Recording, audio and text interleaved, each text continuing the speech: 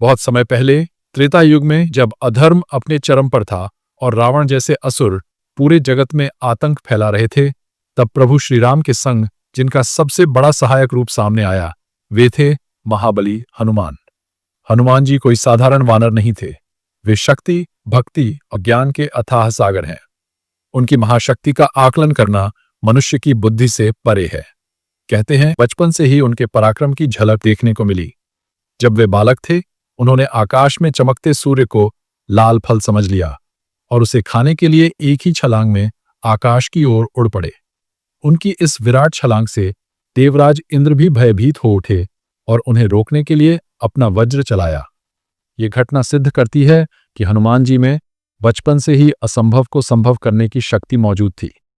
समय बीता और जब माता सीता को रावण ने लंका में बंदी बना लिया, तब हनुमान जी की शक्ति का असली परिचय विश्व ने देखा। राम नाम का स्मरण करते ही उन्होंने अपना स्वरूप विराट कर लिया और एक ही छलांग में सैकड़ों योजन लंबा समुद्र पार कर लिया। यह केवल शारीरिक बल नहीं था, बल्कि अटूट विश्वास और भक्ति से उत्पन्न वह शक्ति थी जो उन्हें हर बाधा को पार करने का सामर्थ्य देती थी। लंका पहुंचकर जब राक्षसों ने उन्हें बांध लिया और उनकी पूंछ में आग लगा दी, तब हनुमान जी ने अपनी अद्भुत शक्ति और बुद्धि का परिचय दिया।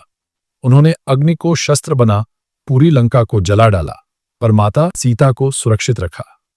यह बताता है कि हनुमान जी केवल बलवान ही नहीं, बल्कि विवेकशील भी हैं।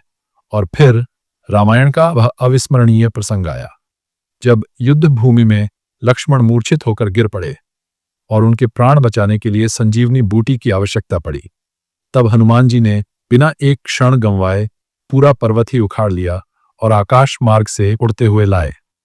यही वह क्षण था जब संसार ने उन्हें सच्चा संकट मोचक माना। शास्त्र कहते हैं कि हनुमान जी अमर हैं।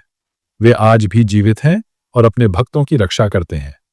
उनकी असली शक्ति केवल उनके बल में नहीं, बल्कि उनके प्रभु श्री राम के प्रति अटूट प्रेम और भक्ति में है। राम नाम ही उनका जीवन है, राम नाम ही उनका बल। इसलिए तो कहा गया है, संकट कटे मिटे सब पीरा, जो सुमिरे हनुमत बलबीरा।